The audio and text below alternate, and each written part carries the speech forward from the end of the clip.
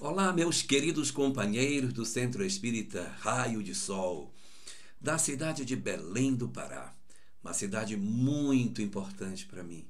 Aí conheci a doutrina espírita, aí conheci Sâmia, casamos, meu emprego mais significativo também consegui aí, ainda muito jovem, uma cidade que me dá muitas boas recordações. Mas hoje nós estamos aqui para falar de uma das leis espirituais mais revolucionárias das nossas existências. Porque se nós nos apropriarmos desse conhecimento espiritual, Neto, nós poderemos verdadeiramente libertar as nossas almas, sem dúvida nenhuma. É por isso que a gente decidiu fazer hoje um estudo sobre este assunto, porque entendemos que, da maneira como o Espiritismo nos oferece a leitura do que seja o existir, muda completamente o sentido das nossas vidas. Isto por quê? Porque nós trazemos, e nenhum de nós ignora, trazemos uma ancestralidade muito complicada. Nossa origem enquanto espécie humana, ela surgiu de uma espécie que vivia na savana, disputando espaço, lutando com o predador, se defendendo. E nossos ancestrais eram, na verdade, muito violentos. É só nós observarmos como se comportam os antropóides, como que se comportam os chimpanzés, gorilas, orangotangos, gibões, que são os seres mais próximos da nossa escala evolutiva em relação ao ser humano. Nós temos muita violência. Viemos de uma ancestralidade com muita impulsividade, defesa de território, comando do bando, macho alfa. Isso deixa em nós muitas sequelas em termos comportamentais. Muitos comportamentos atávicos que dizem respeito à dificuldade de lidar com quem nos desafia, com quem faz alguma coisa que nos desagrada. E a história da humanidade, ela é marcada desde o princípio por uma expressão de muita violência na forma de nós lidarmos com as outras pessoas.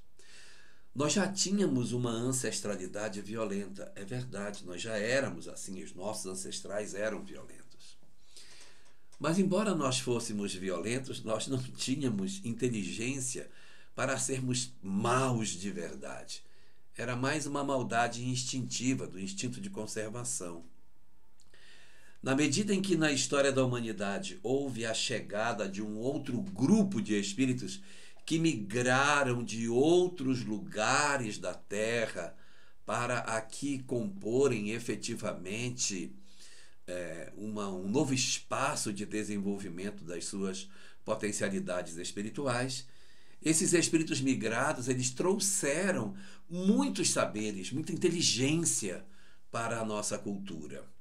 Ciência, filosofia, arte, até a mesma própria religião também nos foi oferecida em boa parte por esse grupo de espíritos que tinham várias dificuldades morais e uma inteligência muito aguçada.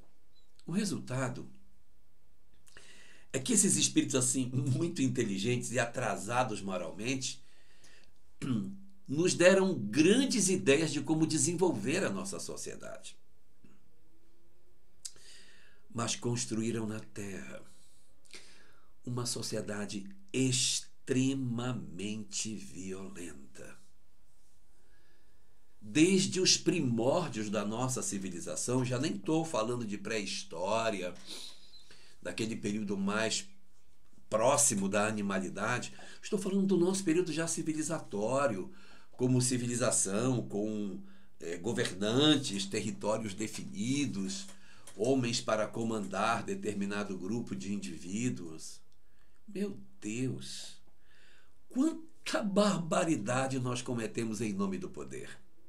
Guerras, opressão, tirania, escravização, crueldade das formas mais diversas possíveis.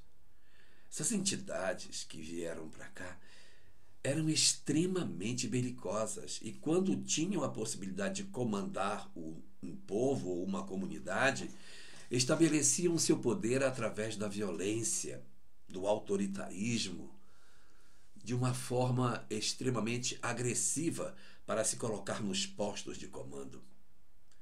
Promoviam guerras com os povos vizinhos, matavam as pessoas de uma forma muito cruel.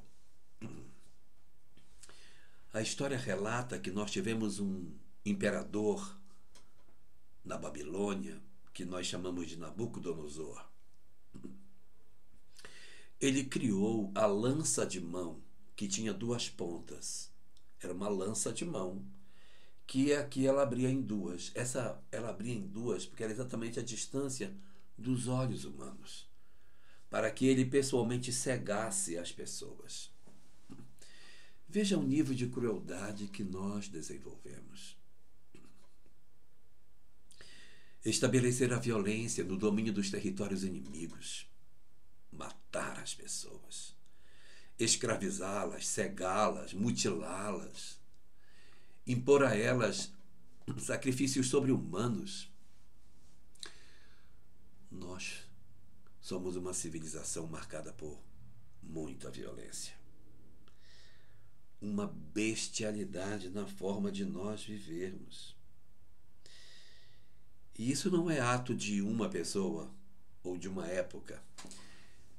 Essa é a conduta dominante da humanidade ao longo dos milênios, nas diversas culturas, Ocidente, Oriente, Norte, Sul. É muito frequente a crueldade, o desamor, a violência como comportamento da criatura humana. Evidentemente que essas atitudes violentas, elas produzem ódio naqueles que recebem. Quando muito, recebe pelo menos mágoa daquilo que aconteceu. Traições, abandonos, muito pesado. E nós nos acostumamos a ser assim. E quando a gente age de maneira cruel, despertamos nos outros ódio. E esse binômio, violência de um lado, ódio do outro, ou violência de um lado e mágoa do outro, produz na criatura humana um ímã que vincula esses indivíduos para que eles voltem a se encontrar. Quando alguém é violento, tem uma atitude violenta, e a vítima, assim chamada, ela desenvolve ódio ou mágoa, os vínculos se estabelecem e há uma grande tendência de que os indivíduos voltem a se encontrar em uma próxima existência.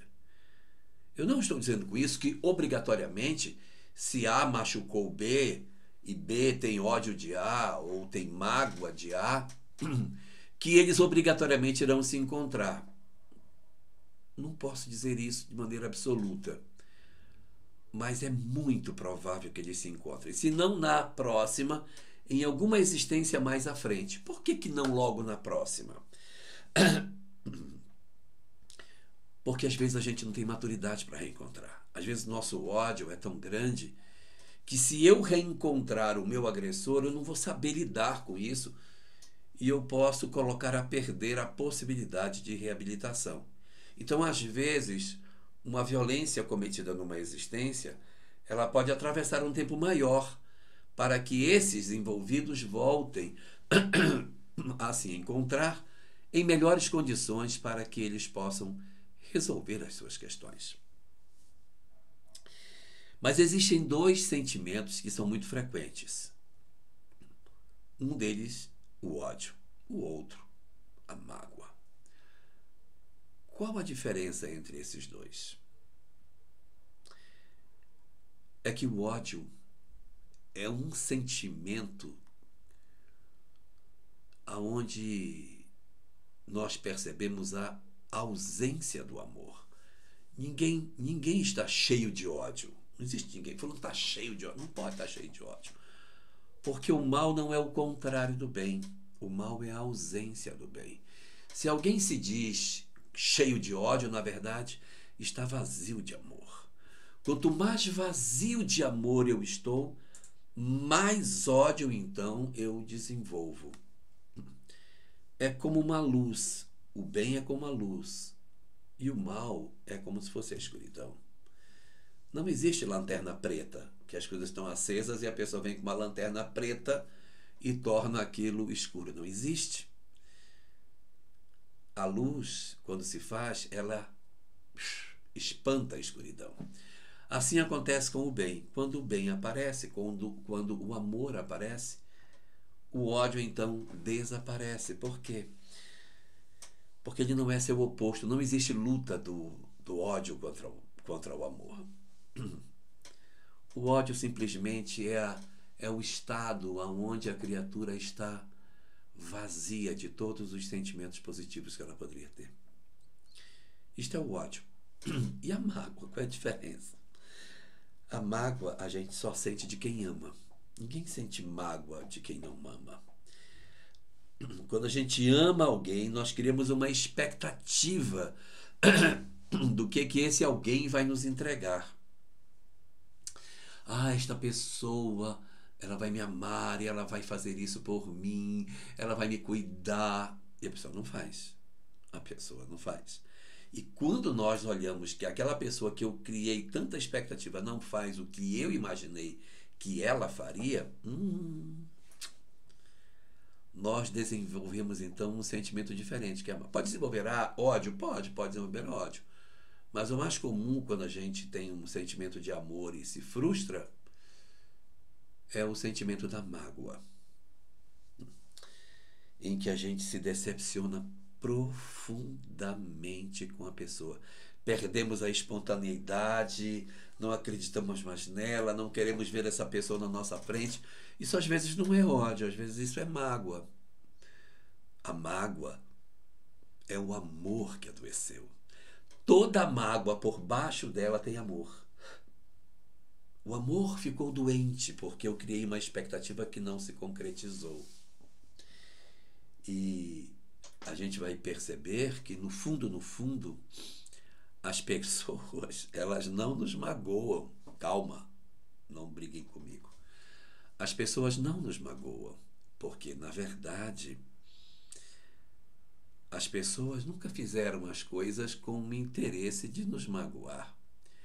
Quando a gente se magoa com alguém, na verdade, nós estamos nos magoando com a imagem que eu fiz desta pessoa na minha cabeça. Então eu tenho um marido, tenho uma esposa e eu tenho uma expectativa de como ele vai me tratar. Ele não faz. Eu tenho um filho, tenho uma expectativa, não faz. Uma mãe, não faz. Então eu me frustro porque eu criei uma expectativa dentro de mim que não se consolida na realidade. Então, no fundo, nós nos magoamos com a imagem que nós fazemos daquilo que esta pessoa faria por nós. E quando isso não acontece, nós nos frustramos, mas o amor está ali dentro, guardadinho. Fica guardado para que a gente consiga resolver essas questões. E assim, o que pode ser oferecido para resolver essas questões? Existem mágoas pequenas, existem ódios pequenos. E existem mágoas grandes e ódios grandes. Para ódio pequeno e mágoa pequena, é muito possível que durante a existência a gente se acerte, a gente se perdoe, a gente se abrace e a gente se resolva. Então, para situações de pequeno vulto, que as pessoas se magoaram ou ficaram com raiva uma da outra, é possível que a gente, trabalhando as nossas questões, a gente consiga de verdade resolver tudo isso. Mas pode acontecer outro tipo de situação. Um ódio muito grande, uma história de desamor sem medida. Uma história de violência que não tem palavras para definir. uma pessoa que de repente invade seu lar, machuca seus filhos e suas filhas, sua esposa, na sua frente, violenta seus familiares diante dos seus olhos, tortura essas pessoas, depois as mata de maneira cruel, avança para você, tortura e mata você de forma absurda, depois toca fogo na casa com todo mundo dentro. Uma história desse tipo, que eu estou inventando, é uma história mais difícil da gente perdoar, é mais complicado. Porque não se trata mais de um ódio pequeno, de um problema com o vizinho, de um problema no meu trabalho. É uma coisa muito mais grave. Então, para ódios e mágoas pequenas, a própria existência tem condição de, muitas vezes, resolver. Dá para resolver, mas tem mesmo que a gente não consegue resolver nem os pequenos.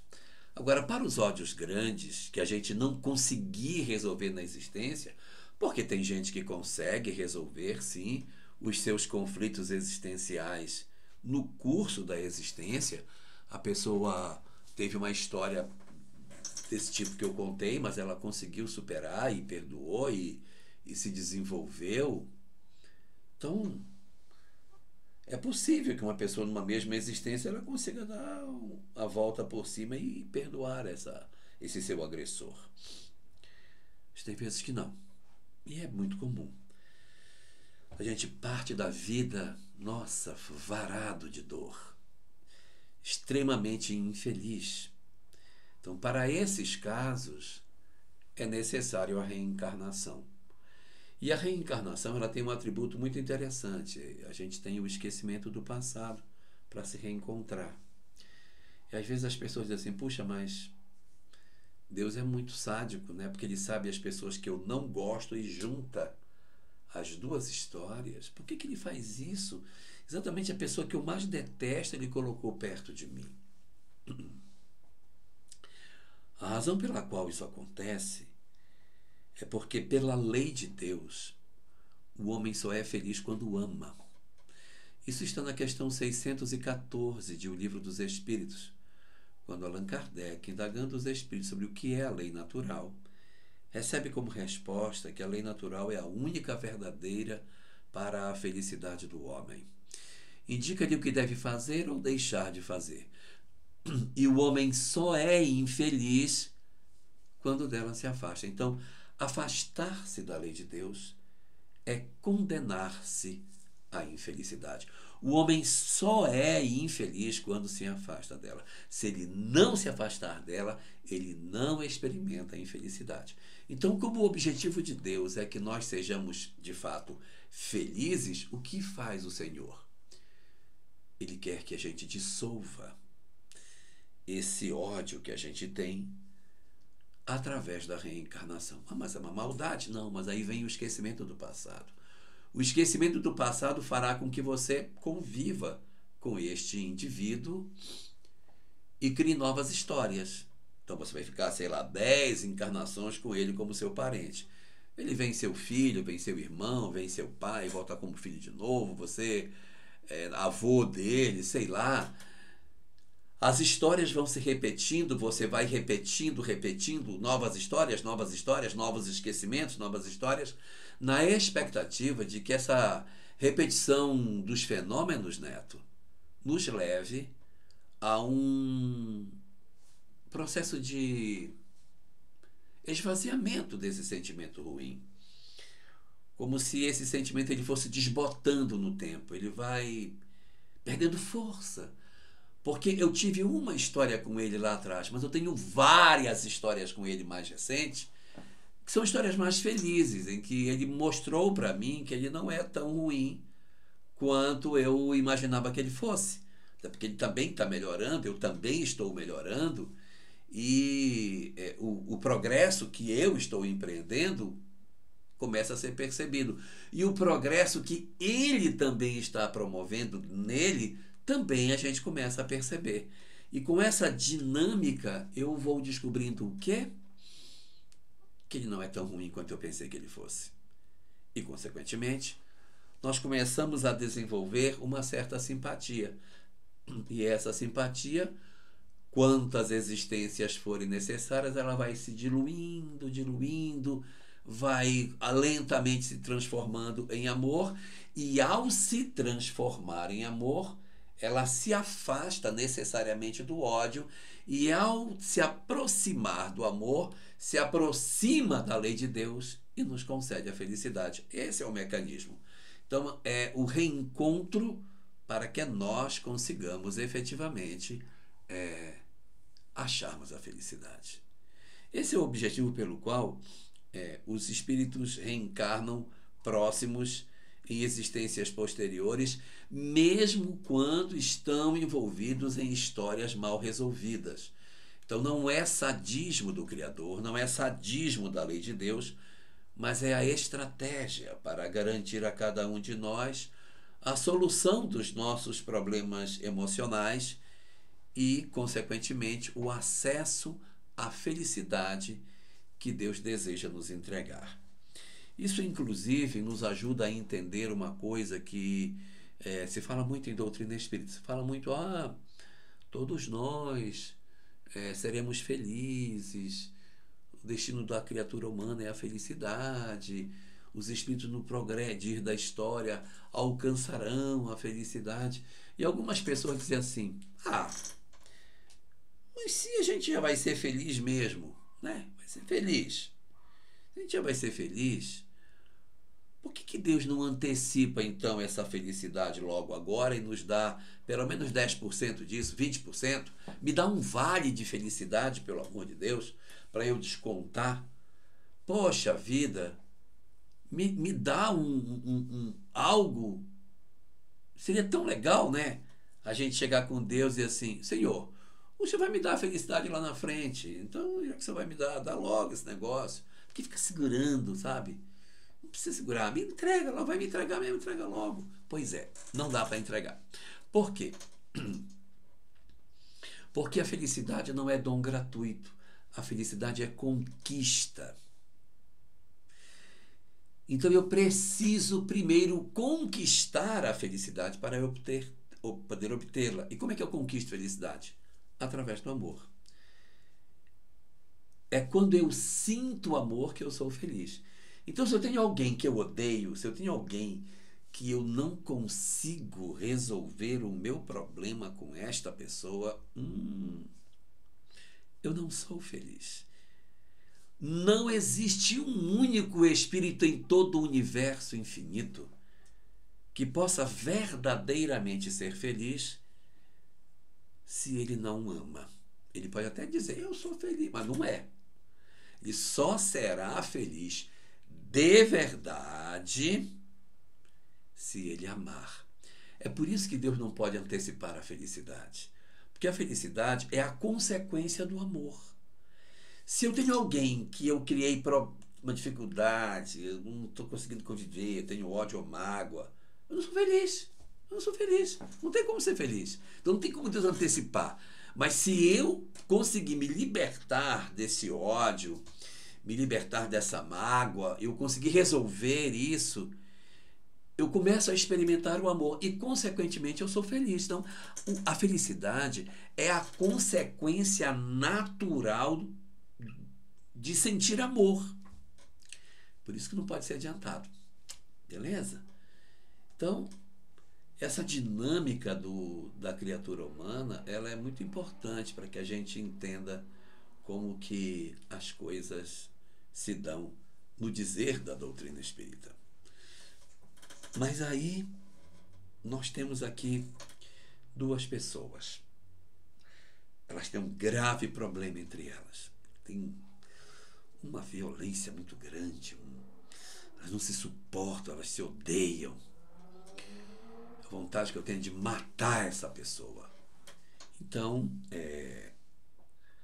nós vamos perceber que Moisés, quando esteve conosco, ele deu um passo gigantesco nesse processo de educação espiritual, com a chamada lei de Talião, aquela pagarás olho por olho, dente por dente, queimadura por queimadura e tal. As pessoas dizem, não, mas aquela lei é uma lei muito violenta, meu Deus. Cara, vai pagar olho por olho, dente por dente, queimadura por queimadura, vida por vida. Como que pode isso? Pois é. Olha, pode parecer uma coisa absurda isso, né? Mas naquele período da história da humanidade, pela compreensão espiritual que as criaturas humanas tinham naquele período, era uma coisa fantástica. Que repare, olha como é que acontecia antes. O sujeito me dava um tapa e eu dizia, você me deu um tapa, eu vou matar você. E aí eu matava a pessoa porque ela me deu um tapa. E o que é que a lei de Talião faz? Senão você não vai matar. Foi o que ele fez. Ele te deu um tapa. Então você vai lá e dá um tapa nele. Então eu vou dar 5, não. 1. Veja como estabelece um limite para o processo da violência, para que a criatura não se exceda. Pode parecer hoje aos nossos olhos que aquilo é uma coisa bárbara, mas aquilo foi um progresso enorme. Porque era qualquer coisa eu matava. Não, me ofendeu, eu vou matar. Me ofendeu, eu vou matar. Então a gente vai percebendo que as estratégias que nós vamos encontrando na lei de Deus para que a gente consiga se libertar do processo do ódio e da mágoa, eles não são feitos de uma vez só, não. A gente tem que ir aprendendo como é que a gente vai se libertar desse processo. Então, em Moisés, a gente vai aprender a não se exceder. Se alguém me fez algo, eu não poderei fazer com ele nada pior do que ele já fez comigo. Isso vai limitando os processos de violência e vai impedindo que haja uma desforra depois. Porque o que acontecia? Fulano me deu um tapa, pois então eu vou matá-lo. Aí eu ia lá e matava a pessoa. Aí os familiares deles diziam assim, ele matou o nosso irmão. Vamos matar a família dele. Está percebendo como vai escalando? De um tapa virou uma morte, e de uma morte virou a morte de uma família. Então não havia limite. Aí agora não. Ele te deu um tapa? Foi. Então agora você vai dar um tapa nele, e ele não vai voltar para te dar outro, porque igualou, tá? Você fez e o outro fez, pronto. Agora aquela demanda acabou, vocês sigam suas vidas e está tudo resolvido. Gente, isso é um progresso absurdo, considerando o estágio que nós nos encontrávamos nesse período espiritual. Uma coisa sem nome, o que a gente conseguiu ganhar com esse momento de transformação com a lei de Talião. Quando Jesus chegou, ele veio com uma proposta muito diferente. Ele veio com uma proposta escandalizadora. Porque a proposta de Jesus para resolver o problema não era dizer assim, ele te feriu, então você vai lá e tirou um olho, então você vai lá e tira um olho dele. Não era mais isso. A lei de Jesus propunha uma coisa muito surpreendente. Algo que a gente não conhecia em Israel. É certo que Krishna, que Buda, já haviam falado sobre o perdão nas suas regiões para os seus seguidores, mas em Israel nunca alguém havia falado de perdão em Israel. Se você pegar o Antigo Testamento, que é o texto religioso antes do nascimento de Jesus, você vai encontrar ali 49 livros. É uma coisa bem volumosa. A maior parte da Bíblia é o Velho Testamento. Conta toda aquela história dos vários personagens, desde do início até o profeta Malaquias, que é o último do Velho Testamento. Muitas histórias ali, né? Não há nenhuma história de perdão, sabia? Não tem, o perdão nunca é falado lá. Aí você vai me dizer, não é verdade. Realmente, não é verdade. Por quê? Porque o perdão é falado 77 vezes no Velho Testamento. 77. Todas as vezes que ele é falado, ele é o perdão de Deus para com os homens. Ele não é perdão entre duas pessoas. Não existe história de perdão entre pessoas no Antigo Testamento. A única exceção que nós temos é no livro de Gênesis, quando Esaú e Jacó se reencontram e Esaú perdoa Jacó. Eles eram irmãos, né? Eles eram irmãos, tiveram uma dificuldade por conta da primogenitude. Aquilo aconteceu 21 anos atrás, quando eles se reencontram. O irmão mais velho, que era Esaú, perdoa o irmão mais novo e a vida que segue. É a única história que tem de perdão, mas é entre dois irmãos. Não existe no Velho Testamento nenhuma história de alguém perdoando outro alguém ou se ensinando, falando que você deveria perdoar o outro daquilo que o outro lhe fez. Não tem. As únicas 76 outras histórias que o Antigo Testamento tem para falar sobre perdão, todas sem exceção, é rogando a Deus que perdoe o povo, para que o Senhor perdoe o seu servo, sempre nesse sentido, nunca entre pessoas. Quando Jesus aparece no cenário dali da Palestina, nossa, ele vem trazendo uma história muito diferente, porque ele vai falar de perdão. Para os judeus isso é um negócio muito escandaloso, sabe? Como assim perdoar? O cara me feriu, o cara me machucou, o cara fez mal para mim, eu vou deixar barato? E o Cristo propõe o perdão de uma maneira irrestrita, porque ele não diz perdoa teu próximo, ele não diz perdoa teu irmão. O Antigo Testamento chegou a dizer ama o teu próximo como a ti mesmo, né? Ama o teu próximo como a ti mesmo. Mas é o próximo só, o distante não, só o próximo. E Jesus, quando propõe o perdão, ele propõe o perdão de uma maneira muito mais larga do que os judeus estavam acostumados a ver, porque dentro da cultura daquela época judaica havia uma visão de que os judeus são os judeus, os outros povos são os outros povos. Então, quando fala próximo, ajudar, etc., aquilo se circunscrevia a quê? Ao povo judeu. Então, ajudar o outro, cuidar do outro. Então, os judeus se ajudarem. Se você vê uma pessoa caída, você junta. Isso aí é a regra. Mas para a comunidade. Um romano, um grego, ele não é meu próximo, né? Ele não é meu próximo. E quando Jesus comparece nesta sociedade, ele vem propor para que as criaturas humanas perdoassem não o próximo. Escandalosamente, Jesus vem propor uma coisa inimaginável. Ele vem propor o amor aos inimigos. Gente, isso é uma coisa completamente fora do radar dos judeus. Eles imaginavam um negócio desse. Como assim? Perdoar o meu inimigo? O meu inimigo, de que eu perdoo? Já não tem condição de fazer isso. Mas esse era, na verdade, um dos pontos mais importantes do ensinamento de Jesus, porque ele vinha oferecer isso como a solução para o ódio, para a mágoa, para tudo de difícil no relacionamento entre as criaturas.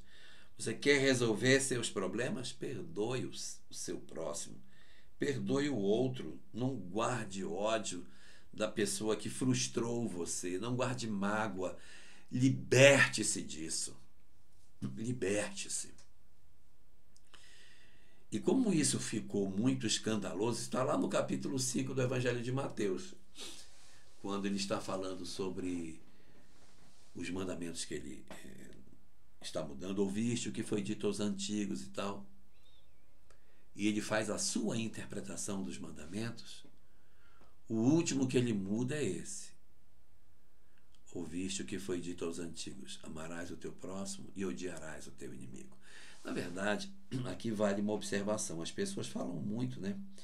Ué, como é que Jesus disse que ele não ia mudar e mudou, né? Porque ele diz que ninguém poderá mudar a lei, que ele não veio para mudar a lei, que ninguém pode mudar a lei. Mas ele mudou. Porque ele disse: ouviste o que foi dito aos antigos, eu, porém, vos digo e tal. Aí você diz: ué, mas é para mudar ou não é para mudar? Qual é o certo desse negócio? E aí é importante observar que a lei ela não era falada, a lei era escrita. O que era falado eram as interpretações que os rabinos davam para aquilo que estava escrito. Então Jesus não está mudando a lei, ele está mudando o que é dito, ou seja, ele está mudando a interpretação que os rabinos dão para os textos escritos. E aí ele diz: ouviste o que foi dito aos antigos. Ora, se ouviu, não é escrito. Se é dito, não é lido. Isso aí são os ensinamentos que os rabinos davam. E ele vai trazer a visão dele. Olha, ouviste o que foi dito aos antigos: amarás o teu próximo e odiarás o teu inimigo. Realmente isso não está escrito em lugar nenhum, tá? O Velho Testamento não tem em lugar nenhum que a gente tem que amar ao próximo e odiar o inimigo. Não existe. Existe só no livro de Levítico, capítulo 19, versículo 18, a expressão: amarás o teu próximo como a ti mesmo. Amar o próximo, não está dito para odiar o inimigo. Não há nenhuma colocação nesse sentido. E aí o que é que vai acontecer? Quando Jesus fala que teríamos que perdoar os inimigos, aquilo cai como uma bomba em cima da cabeça das pessoas. E ele então vai detalhar. Ele vai criar 3 níveis para facilitar o entendimento de como é que a gente perdoa o inimigo. Pode pegar no texto de Mateus que está lá.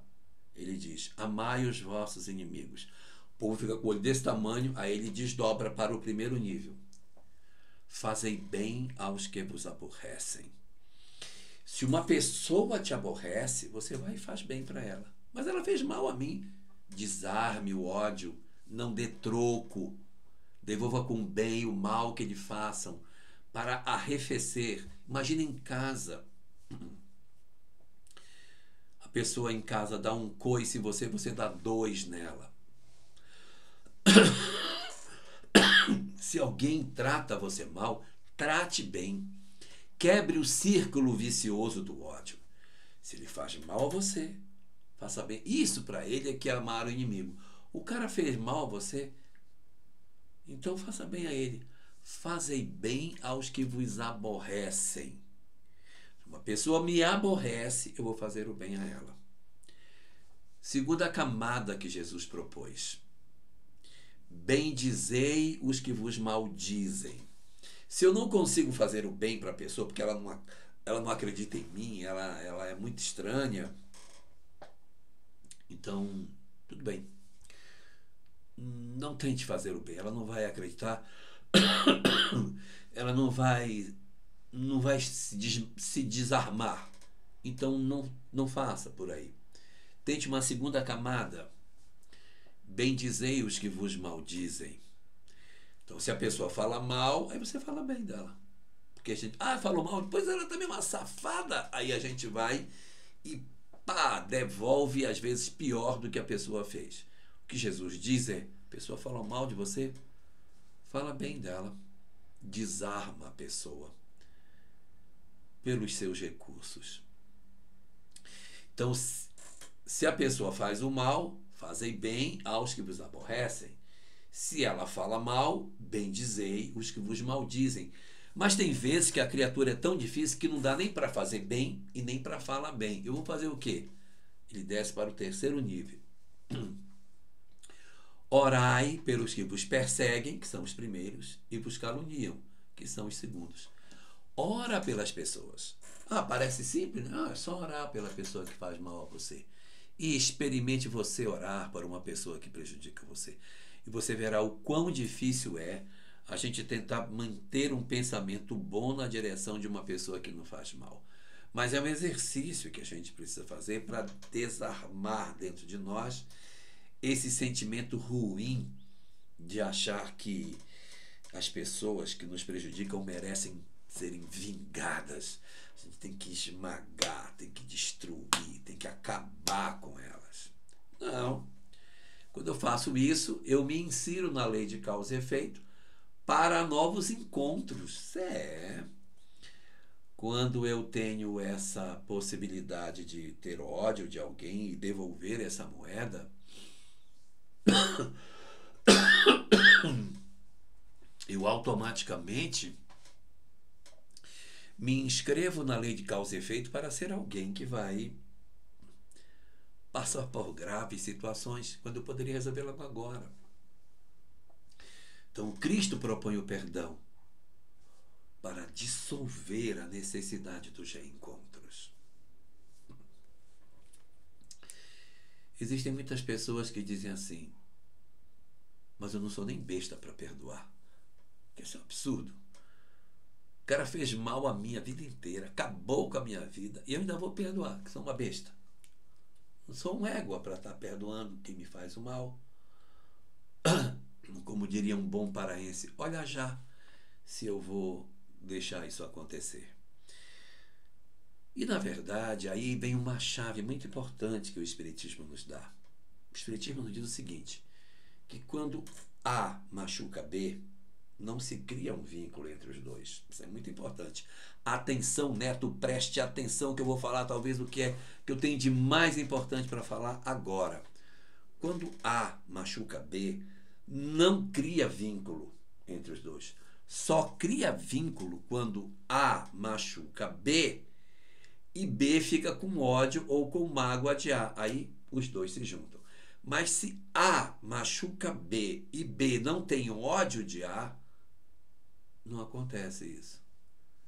Não existe. Então a gente perdoa para não ter que reencontrar. Entendeu a jogada? Eu perdoo para encerrar essa conversa por aqui. Para não precisar de reencontros. E muitos dizem, mas aí eu vou tirar dele a culpa que ele tem. Aí eu vou tirar a culpa que o cara tem. Isso está errado. O cara faz. Tá bom, tá perdoado. Aí o cara vai embora, feliz da vida, né? Aprontou, acabou com a minha vida. E eu perdoei, sou uma besta, perdoei e fica tudo lindo. Não concordo. Pois é, aí que vem a grande chave. Presta atenção, Neto. Perdoar não tira a responsabilidade que o outro tem pelo que ele fez. Porque, na verdade, quando A machuca B, A não deve para B. Nós devemos para a lei e para nós mesmos. É o que diz André Luiz no livro Ação e Reação. Se devemos para a lei e para nós mesmos. Então não existe débito entre criaturas, existe débito de mim para comigo mesmo. Se ele me machuca e eu guardo ódio, eu guardo mágoa dele, eu me insiro na história. Mas quando eu o perdoo, eu me desembaraço da necessidade de encontrar. Mas ele não está livre do que ele tem para fazer. Exemplo! Lá vai! Para deixar claro o que eu estou dizendo. Jesus foi traído por Judas. Os soldados o machucaram. Os sacerdotes armaram para ele. Herodes debochou dele. Pilatos fugiu da responsabilidade. Seus crucificadores foram bem cruéis. O povo na rua debochava dele. Quando Jesus disse, Pai, perdoa-lhes, porque eles não sabem o que fazem, ele se retirou da necessidade de reencontro. Ele se retirou, mas ele não retirou do outro a responsabilidade que o outro tem com o que fez. Ou seja, Judas ficou do tamanho que era, Pilatos, Herodes e todo mundo ficou com as suas responsabilidades. Resgataram com quem? Não foi com Jesus. Jesus não voltou primo, irmão, tio, cunhado, filho, pai, de ninguém. Mas todos esses foram inscritos na lei de causa e efeito para encontrarem as consequências do que fizeram. Então, perdoar é muito benéfico porque nos retira da trama, mas não tira o outro das responsabilidades que ele tem. Vejam como isso é muito importante, porque há muitas pessoas que dizem, eu não vou perdoar. Eu não vou perdoar porque eu não sou besta. Besta é quem não perdoa, porque se eu perdoo, eu me desligo para ter outras histórias. E o cara que fez, ele vai se resolver, sei lá, com quem, mas não é mais comigo, não tem mais. Não tem mais. Se dissolve. Olha o livro Há 2000 anos, nós temos uma história ali que tem um personagem que persegue Públio Lentulus o livro inteiro, André de Dioras. No final do livro ele vai até Públio, já cego, todo destruído, e conta tudo que ele fez, até conta coisas que Públio nem sabia. Acaba com ele, e no final diz, Eu fui lhe fazer mal, me tornei um homem também profundamente infeliz. Eu preciso do seu perdão. E a gente acha que o Públio não vai dar, porque, cara, o que ele fez foi muita maldade. E o Públio diz a ele: estás perdoado. Esse seria um caso de grande ódio que uma pessoa resolveu na existência. E o perdão de Públio é tão verdadeiro que você pode procurar que ele não aparece nas outras obras. Não aparece 50 anos depois, não aparece no Ave Cristo, não aparece em Renúncia. Ele não aparece mais. Ele se desconecta. E na introdução do livro 50 anos depois, Emmanuel diz que ele estava encarnado, mas em outras lutas redentoras. Ele não encontrou Públio mais. Porque quando o Públio disse: estás perdoado, paf! Se desconectou dele, ele foi se resolver para lá e eu fui seguir minha vida. Públio foi seguir sua vida para cá e ele seguiu para o lado de lá. Então, essa é a grande libertação que a gente pode fazer a partir do momento em que nós perdoamos. E quando o Cristo nos falou sobre isso, ele não disse por que perdoar, ele só disse o seguinte: olha, eu estou pedindo para perdoar, mas ele não explicou. Moisés não falou de perdão. Jesus já falou de perdão, mas não explicou por quê. Perdoa por quê, cara? Ele diz: é por amor de mim. Se me amais, guardareis os meus mandamentos. Igual a mãe que diz para o filho: meu filho, não beba, é sua mãe que está pedindo. Era Jesus pedindo que a gente fizesse o bem, mas ele não explicou por quê. Quando a doutrina espírita vem, ela pega o ensinamento de Jesus e diz: agora eu vou justificar por que a gente tem que perdoar. Aí ela vai dar razões do porquê que a gente perdoa. E existem 6 razões pelas quais nós devemos perdoar. Razão número 1 pela qual nós devemos perdoar. Número 1. Essa até a autoajuda sabe, até a medicina sabe. Se eu não perdoar, o que é que vai acontecer? Se eu guardar mágoa, se eu guardar ódio de alguém, o que diz a autoajuda? O que diz o pessoal da própria medicina? O que fala o pessoal da psicologia? Você vai adoecer. Olha, você vai ter palpitação, vai subir a taxa de glicose, o problema da insulina, você vai ter problema de úlcera, você vai ter um monte de problema, vai nascer um tumor, vai dar um ataque cardíaco. Cara, você guardar ódio, guardar mágoa, o seu risco de ficar doente é muito maior. Um câncer, uma doença autoimune. Cara, é um monte de coisa que pode acontecer. Então, essa é a primeira das grandes justificativas, que até os médicos enxergam. Aí tem uma segunda justificativa. Essa justificativa, quem enxerga bem é a autoajuda e os psicólogos. Eles dizem o seguinte: olha, se você não perdoar, você vai se tornar uma pessoa horrível, muito chata para conviver, amarga, lembrando daquilo o tempo todo. É porque ele fez isso, é porque... Igual algumas pessoas assim: é porque o teu pai, quando teu pai me deixou, o teu pai era um safado. A pessoa não vive. Passa a vida inteira amargurado, não constrói sua vida, não consegue ser feliz, se priva de dar um sorriso, porque eu sou uma pessoa triste, porque eu passei muito sofrimento, eu não tenho o direito de rir. E ela mesma se destrói, cara, ela se destrói. Então ela guarda tanta mágoa, ela guarda tanto ódio dentro da vida dela, que ela não só adoece fisicamente, como o primeiro caso, mas ela vai adoecer também psicologicamente. Ela vai ser uma pessoa adoecida emocionalmente, ela não tem harmonia, é uma pessoa amarga, antipática. E não quero desejar o mal para ninguém, mas tem uma tendência de ficar sozinho no final da vida, que ninguém aguenta viver com gente amarga. Abra seu olho, tá? Se você reclama muito da vida, se você repete muita história do passado que não conseguiu perdoar, porque você tem muita chance de, infelizmente, tornar-se uma pessoa muito chata para conviver. E ninguém suporta conviver com pessoas chatas.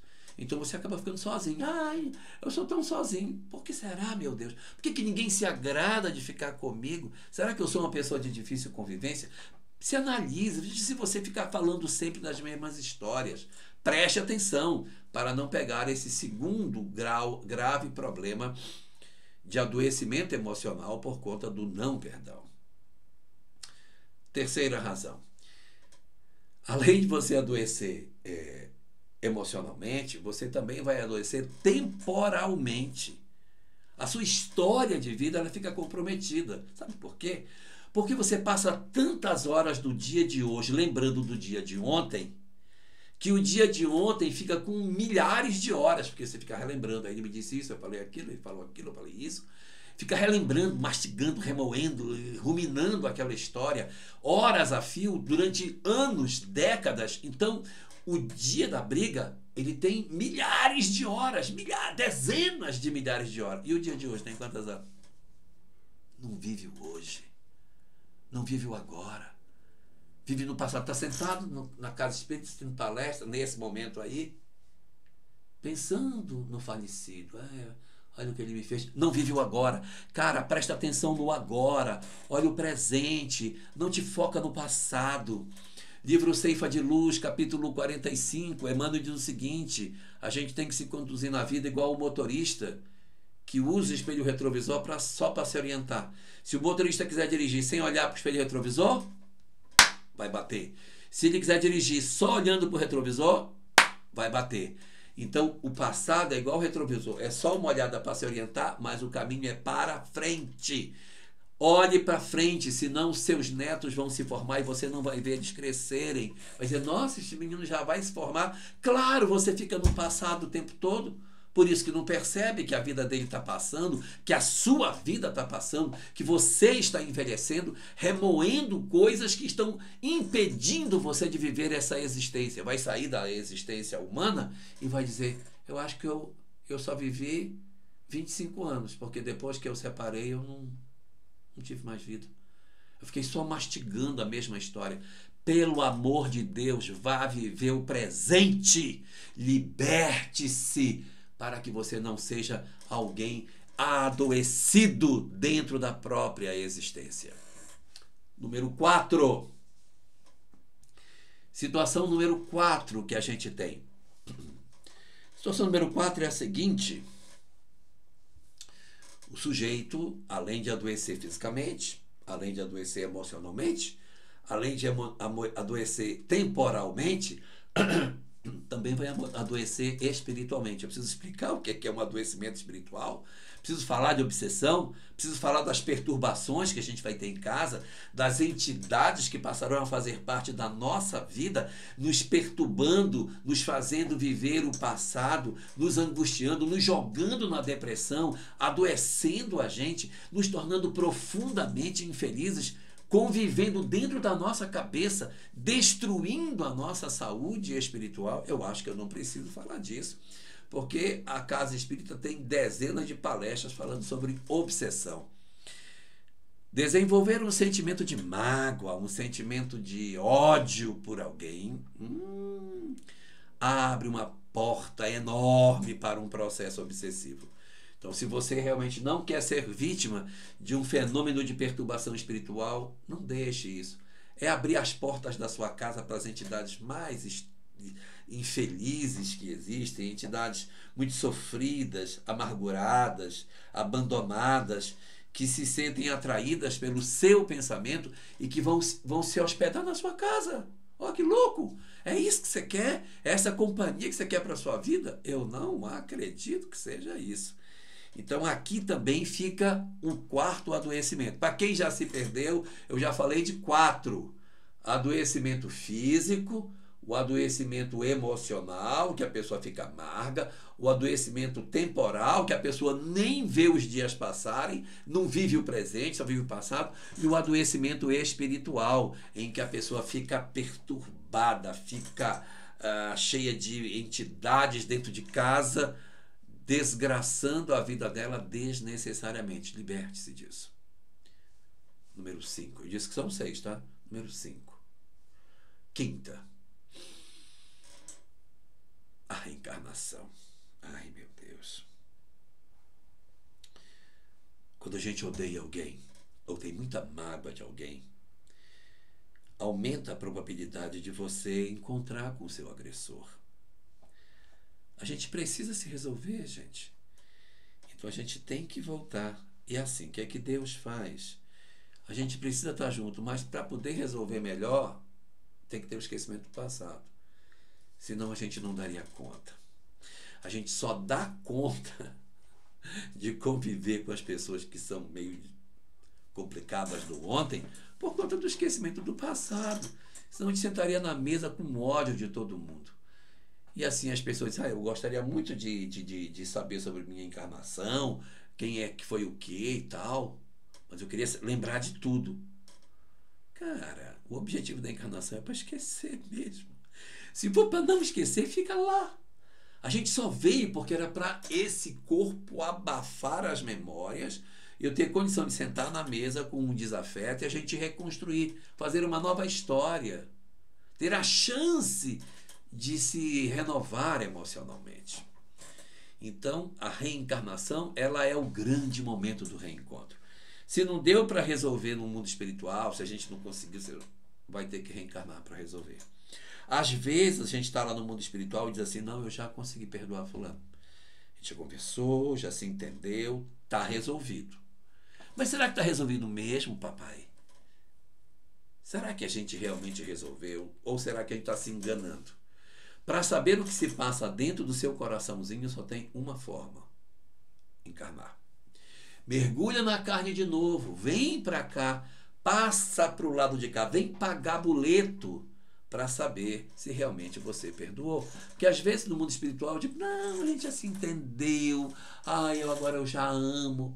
Será?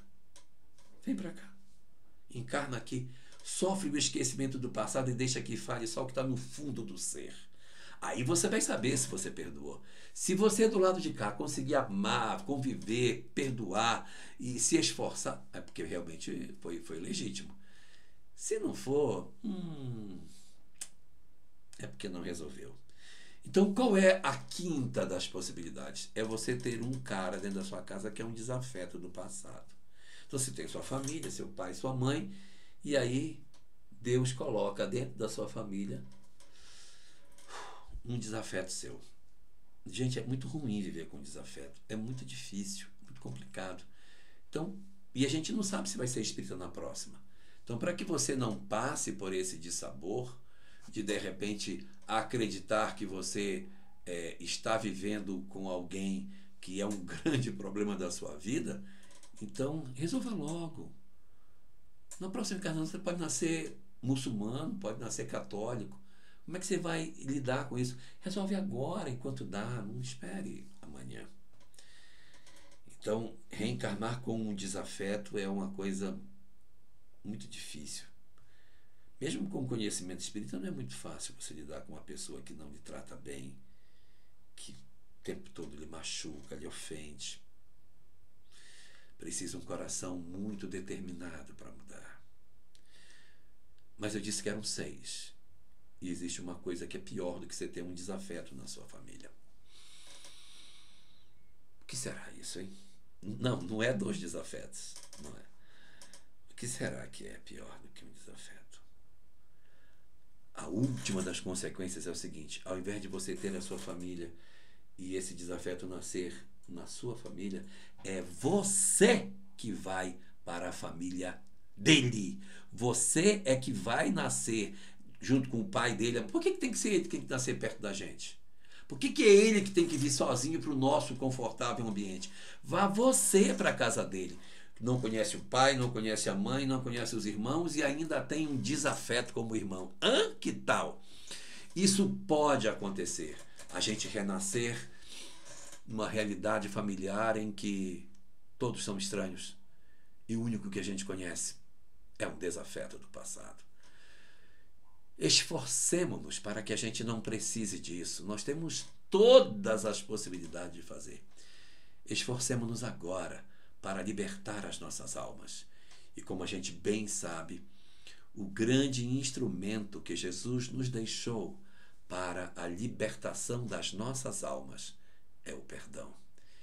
Aproximemo-nos dessa lição e nos apropriemos das reflexões que o Espiritismo nos faz e nos libertemos disso, sabendo que isso não tira a culpa de ninguém, mas liberta as nossas almas das dores do mundo e da necessidade do reencontro.